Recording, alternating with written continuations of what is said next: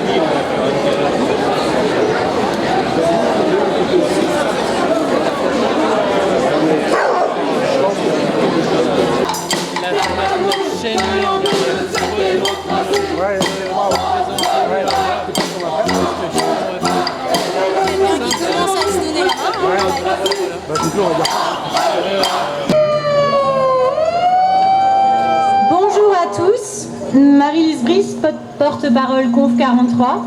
D'abord, merci à tous d'être venus converger dans notre belle ville du Puy, sa préfecture, sa permanence du Plon, pour dire non à sa proposition de loi mortifère.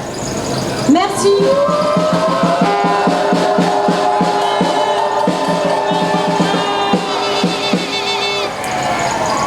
Merci à toutes les organisations qui ont co-signé cet appel.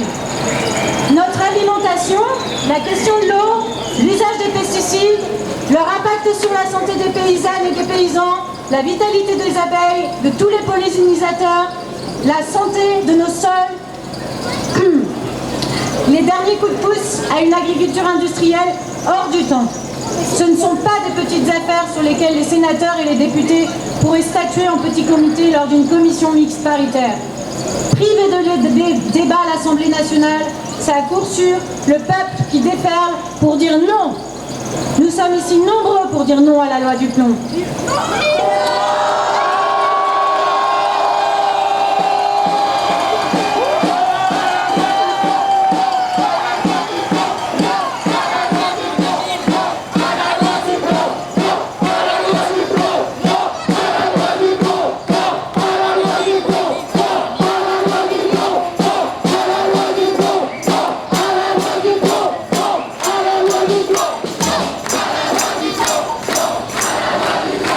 Bonjour à tous. Je suis Xavier Fromont, je suis porte-parole de la Confédération Paysanne Auvergne-Rhône-Alpes. Et je veux remercier au nom de la Confédération Paysanne Auvergne, Marie-Lise, Marianne et toute leur équipe de Haute-Loire pour l'organisation de cette journée.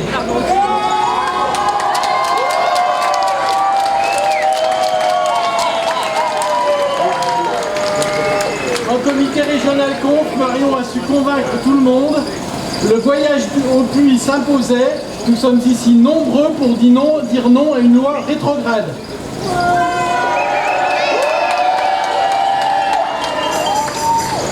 Lever les contraintes à l'exercice du métier d'agriculteur.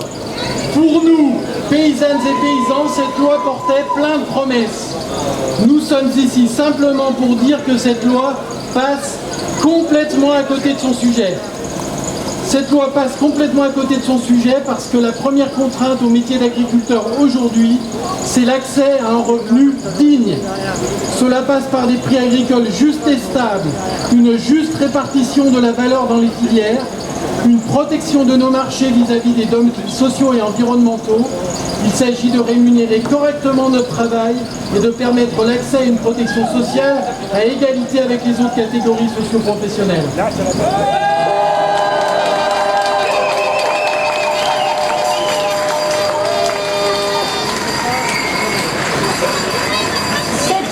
Elle passe complètement à côté de son sujet parce que nous, paysannes et paysans, on est les premiers confrontés à la menace des pesticides. Nous n'avons pas besoin de réutiliser des molécules retirées parce que dangereuses. Nous avons besoin d'accompagnement économique et technique, de recherche scientifique pour nous passer des pesticides, de soutien aux protecteurs en agriculture biologique.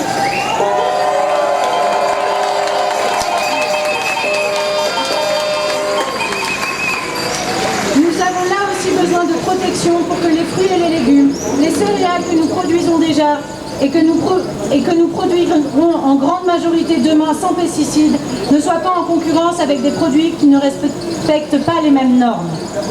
Nous avons besoin de prise en charge des maladies professionnelles dont nous sommes victimes. Parce que nous avons utilisé des substances dont les procédures d'autorisation de mise sur le marché étaient et sont notoirement insuffisantes.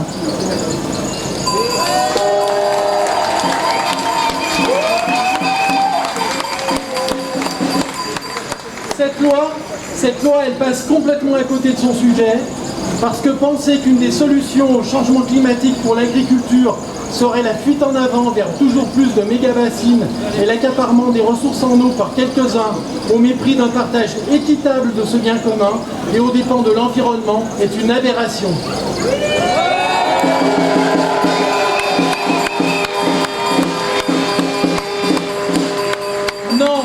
Non, irriguer plus de maïs pour fournir le port de La Rochelle en maïs pour l'export n'est pas un enjeu de souveraineté alimentaire. Les paysannes et les paysans le savent bien. Aujourd'hui, plus qu'hier, s'adapter au changement climatique passe par la protection des sols et le choix de nos cultures. Irriguer, oui, mais en utilisant l'eau au plus juste pour les cultures légumières ou pour assurer l'autonomie alimentaire d'un système en polyculture élevage, au cas par cas. Nous avons parfois besoin de retenues collinaires ou de forage pour une agriculture paysanne vivrière. Nous n'avons pas besoin de méga-bassines au service d'une agriculture industrielle exportatrice.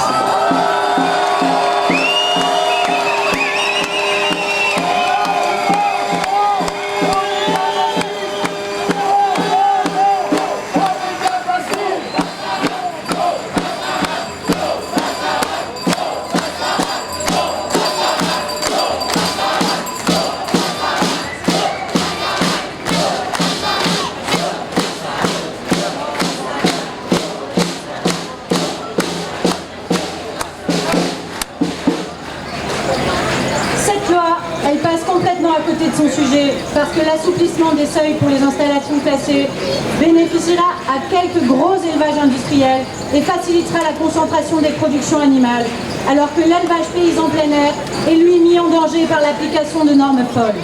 Il y a quelques semaines ici même, Claude Véraud et des éleveurs de porc plein air de la Concote-Loire tiraient la sonnette d'alarme et prenaient à témoin les consommateurs. Leurs élevages plein air, respectueux des animaux et de la nature, ne sont tout simplement plus viables si on leur applique les normes de production animale industrielle.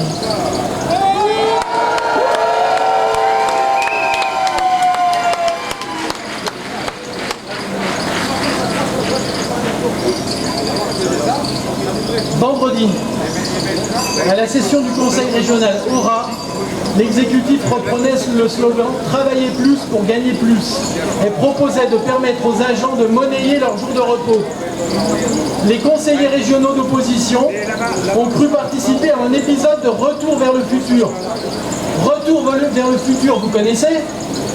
Le Doc, Marty et la DeLorean qui voyagent dans le temps.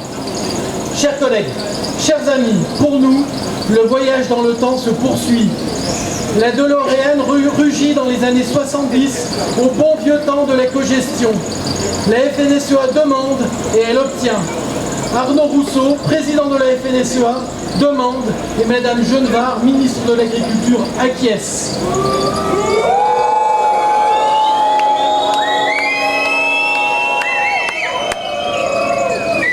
La Confédération Générale des Producteurs de Betteraves, bourgeoisie de la représentation agricole, réclame la réautorisation d'un pesticide tueur d'abeilles. Une poignée d'irrigants des Charentes et une COP du Puy-de-Dôme exigent plus de mégabassines. Nom de Zeus, Marie-Lise, nous sommes en 1986. Laurent Duplon, agriculteur de Haute-Loire, passe les avis de François Guillaume, agriculteur de Meurthe-et-Moselle, en même temps quasiment président de la FNSEA et ministre de l'Agriculture, et se fait le chantre du productivisme du siècle dernier.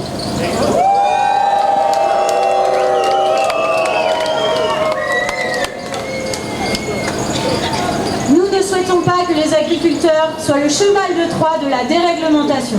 On demande de la simplification, pas de la déréglementation. On ne peut pas mettre sur notre dos les reculs vis-à-vis de l'ANSES, vis-à-vis de l'OFB. Nous réclamons un partage des ressources et nous sommes solidaires de la population générale. La FNSEA et les JA apportent leur soutien à une loi contre la santé. Je ne comprends pas. Mes collègues doivent se réveiller aussi pour voir que ce n'est pas cette loi qui leur apportera la protection sociale ou un juste revenu pour leur travail.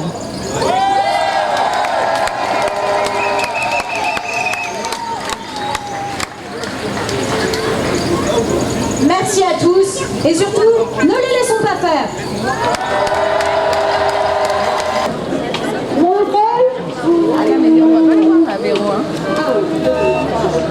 Paysannes, paysans, nous chérissons la terre. Paysannes, paysans, la terre de nos enfants. Paysannes, paysans, plus question de nous taire. Paysannes, paysans, solidaires et vivants. Condamnés dans des fermes d'usines, le profit avant le vivant. Nos bêtes sont pas des machines, rendons-leur la clé des champs. Ils nous enchaînent à coups de primes, font de nous des exploitants. Refusons d'être leurs victimes, nous sommes libres indépendants.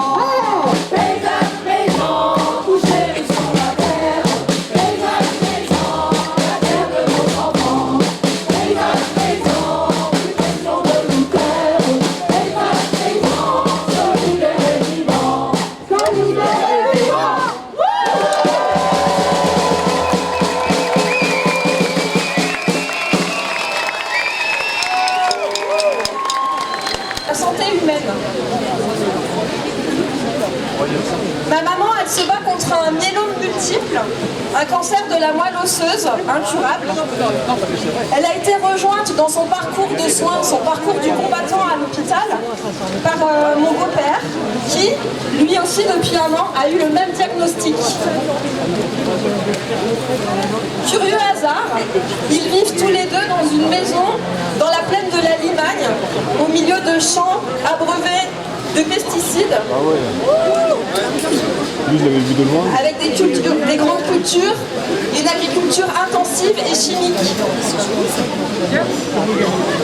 Alors peu importe que l'ARS, l'Agence régionale de santé, n'ait pas assez de signalements pour officiellement reconnaître un lien de cause à effet, peu importe mortes, mes parents sont bel et bien victimes de l'exposition aux pesticides en tant que riverains. Nous, Terre de Liens Rhône-Alpes et Terre de Liens Auvergne, nous nous associons à cette manifestation très naturellement. Terre de Liens est une association citoyenne qui œuvre depuis 22 ans pour protéger les terres agricoles en limitant leur artificialisation et leur accaparement par des structures de plus en plus grandes, ainsi que la spéculation qui va de pair, amplifiée par les aides de la PAC. Terre de Liens œuvre en permettant l'installation de nombreux paysans sur des fermes en agriculture biologique et pour des campagnes plus vivantes. Nous sommes là aujourd'hui pour dire non à une agriculture agro-industrielle, non à une agriculture biberonnée par la PAC, non à une agriculture qui ne respecte pas les vivants, non à une agriculture qui oublie l'humain, non à une agriculture qui génère des souffrances ici et ailleurs, non à une agriculture de compétition de plus en plus dépendante des énergies fossiles. Non à une agriculture de la terre brûlée. Cette loi accélérerait la disparition des fermes. Elle permettrait à une seule poignée d'agri-managers d'empocher les aides de la PAC pour produire de la malbouffe transformée et commercialisée par un système agro-industriel souvent détenu par des groupes coopératifs qui n'ont plus grand-chose de coopératif. Du coup, je représente aussi la Fédération régionale de l'agriculture biologique, qui a un échelon régional de la Fédération nationale de l'agriculture biologique, la FNAB. Donc ça, c'est en fait simplement Loïc Madeline, le coprésident de la FNAB, qui avait rédigé un communiqué pour dire que la proposition de loi Duplon, c'est un projet qui est déséquilibré au détriment de la diversité des agricultures. Puisqu'il y a un déséquilibre profond de la proposition de loi qui est portée par Laurent Duplon.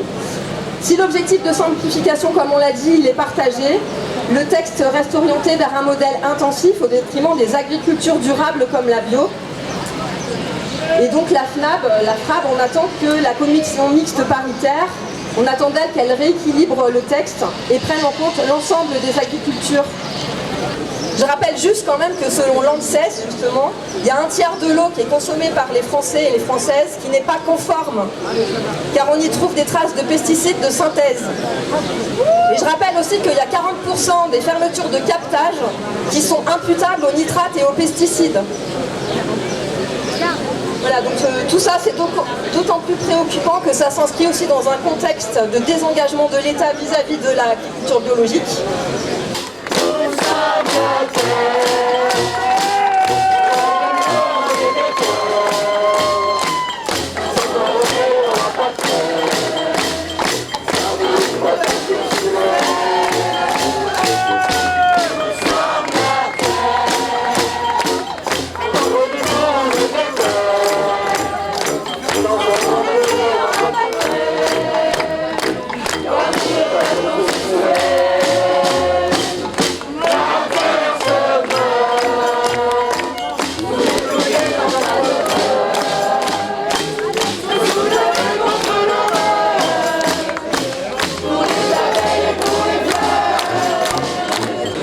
Alors justement, en parlant de bio, est-ce que vous savez, il y a un sondage qui a été fait en février 2025, c'est pas très vieux, qui montre que 60% des Français veulent plus de bio.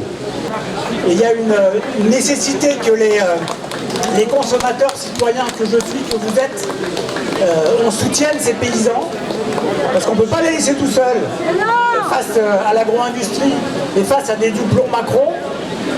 Donc on a créé une association qui s'appelle les Amis de la Confédération Paysanne. Et ces Amis de la Confédération Paysanne, il faut qu'on soit 200 000 pour donner plus de poids politique à la Confédération Paysanne. Donc merci d'adhérer. Et tout d'abord, un grand bravo à la Confédération Paysanne pour cette initiative magnifique. Un grand bravo à toutes celles et tous ceux qui ont rejoint cette manifestation qui est tellement essentielle aujourd'hui. Alors, avec du plomb, d'abord je me présente, excusez-moi. Je suis André Torignan, je suis députée La France Insoumise du département voisin, le 42, la Loire. Je suis la députée de Saint-Étienne. Et je viens souvent dans la Haute-Loire pour des mobilisations, soutenir des actions. Puisqu'ici, vous êtes mal lotis en matière de députés, si j'ai bien compris. Et pas que de députés d'ailleurs. Alors, avec du plomb, la souveraineté alimentaire doit se faire au détriment de la santé des travailleurs de la terre, des travailleuses de la terre. Et nous, à la France Insoumise, nous revendiquons une toute autre option complètement différente. Avec du plomb, le droit devient une contrainte et les protections des entraves. Quand on a vu arriver ce texte à l'Assemblée nationale, on n'en croyait pas nos yeux, tellement ça a été dit, je ne vais pas y revenir, il y a des retours en arrière qui sont gravissimes, non seulement pour la santé des travailleurs et travailleuses de la terre, mais aussi pour nous tous et toutes, citoyennes et citoyens. Donc c'est pour ça, je suis contente d'avoir entendu les prises de parole précédentes pour montrer que ça nous concerne tous et toutes. Le vivant et l'humain ne sont pas négociables, et surtout pas négociables pour la finance, parce que c'est bien de ça qu'il s'agit. Alors, à l'Assemblée nationale, vous le savez, on a toute une série de dénis de démocratie. On a eu plein de 49.3 sur le budget, bien sûr. Et là, la Macronie a inventé un autre truc que nous, on a baptisé le 49.3 parlementaire. C'est-à-dire qu'un texte arrive à l'Assemblée, il est d'abord examiné en commission. Là, en l'occurrence, c'est la commission des affaires économiques, parce que c'est une parenthèse, mais ça aussi, c'est pas normal. Pourquoi l'agriculture doit figurer à la commission économique? Donc forcément, on va parler de rentabilité comme des entreprises et comme le néolibéralisme, quoi. Parce que c'est dans ça qu'on est. En fait, nous, on pense que l'agriculture aurait toute sa place dans une autre commission parlementaire, comme celle du développement durable, par exemple, ou pourquoi pas les affaires sociales, puisqu'il est aussi question de santé et d'alimentation. Mais voilà, si on était au pouvoir, on ne mettrait pas l'agriculture dans la commission des affaires économiques. À l'Assemblée nationale, on atteint des niveaux incroyables, quoi. Du Rassemblement national jusqu'à la Macronie. Et j'insiste parce que le Rassemblement national passe souvent pour défendre le social, etc. Que dalle, hein, c'est pas vrai. Enfin, moi j'imagine que si vous êtes là, vous êtes au courant. Mais le Rassemblement national et même la Macronie sont en fait en train de nous dire que les études scientifiques, c'est du vent. Ça compte pas. Ils remettent systématiquement en cause tout ce que disent les scientifiques. C'est hallucinant d'entendre ça à l'Assemblée. On peut l'entendre dans un coin de rue, en discutant avec quelqu'un qui est, bon, peut-être pas très au courant, ou qui regarde trop CNews et les réseaux sociaux. Mais quand on est député, normalement, bon, et qu'on s'empare d'un sujet, on doit regarder, lire tous les documents, et y compris les documents scientifiques. Donc, ceux-là, ils sont pas, voilà, ils sont tout à fait opposés à la science aussi. Voilà. Donc, on va continuer à se battre. Une oratrice précédente a parlé de la commission mixte paritaire. Elle va avoir lieu le 8 juillet. Mais je vous le dis, je ne suis pas très optimiste, puisque en fait, la loi vient du Sénat, puisque Duplon est sénateur. Ça aussi, c'est une combine qu'a trouvé la Macronie, c'est que maintenant, comme ils n'arrivent pas à faire passer des textes, en fait, ils font renvoyer à l'Assemblée nationale des textes qui ont déjà été votés au Sénat. Et du coup, ça va plus vite. Donc, ça aussi, c'est une combine. Donc, la commission mixte paritaire, elle va examiner en fait le texte du Sénat, puisqu'il y a eu la motion du rejet. Mais nous, en commission mixte paritaire, on aura des députés insoumis qui essaieront de faire en sorte d'amender ce texte pour que ça soit le moins pire possible. Et puis après la commission mixte paritaire, ce texte sera voté à l'Assemblée nationale qui aura son dernier mot. Mais malheureusement, nous ne sommes pas majoritaires. Alors avec un peu de chance, ils auront piscine. Et parfois ils sont feignants, mais là je pense que quand même ils seront mobilisés, hélas. En tout cas, merci à vous et on lâche rien. Non, c'est pas joli. Ça peut les élus, là.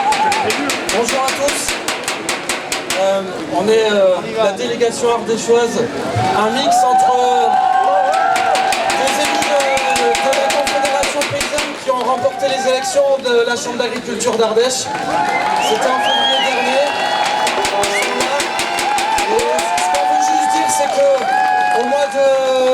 qu'au mois de mars, fin mars, la FNSEA et les GIA ont présenté une motion de soutien à la loi du plomb, à laquelle nous nous sommes opposés, et c'est juste pour vous dire qu'elle n'est pas passée. La motion a été refusée au niveau de la Chambre d'agriculture. C'est pour vous dire que ben voilà, on a pu s'installer dans cette instance, faire reconnaître notre projet de société, et ça a commencé comme ça, et c'est que le début.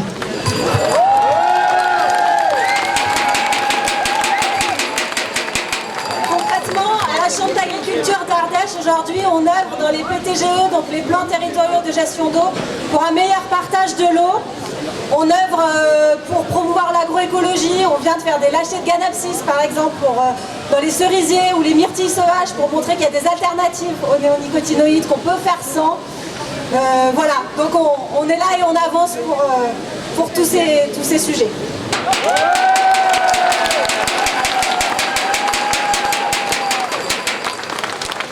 Juste pour vous dire que on essaye aussi d'avoir un fonctionnement différent à la Chambre, que les élus à la fois ont bien gardé en tête qu'ils représentent tous les agriculteurs et que en aucune façon cette proposition leur corresponde et qu'on ne veut pas de la simplification, c'est pas quelque chose qui nous correspond.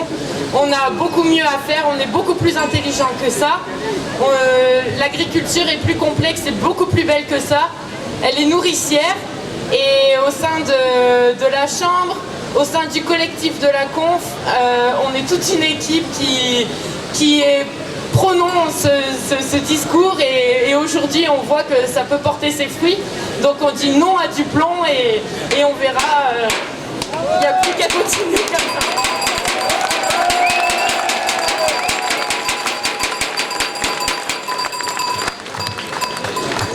Ce combat contre l'agriculture capitaliste, on ne peut pas le mener tout seul. Nous, les paysannes et paysans, on a besoin de le faire ensemble avec la société civile, avec d'autres syndicats, avec les associations, avec tout le monde qui trouve qu'aujourd'hui, en fait, ça suffit. On arrête avec cette croissance à tout prix qui est là juste pour les profits de quelques-uns.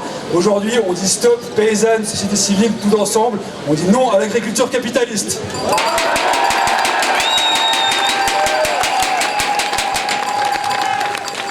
La Confédération paysanne de l'Ardèche, je voudrais remercier toute la Confédération paysanne, parce que c'est grâce à vous si on a pu gagner ces élections, c'est grâce à ce projet que nous portons tous ensemble, et je gage que dans 6 ans nous gagnerons plein d'autres chambres.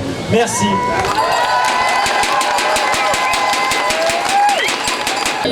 Je suis allée à l'Assemblée Générale de la MSA en Ardèche et j'ai trouvé honteux qu'on ne parle pas de la nouvelle présidence de la Chambre d'agriculture et l'ouverture à d'autres paysans. On a parlé de la Fédé, des gens qui sont en place depuis longtemps, on les a remerciés.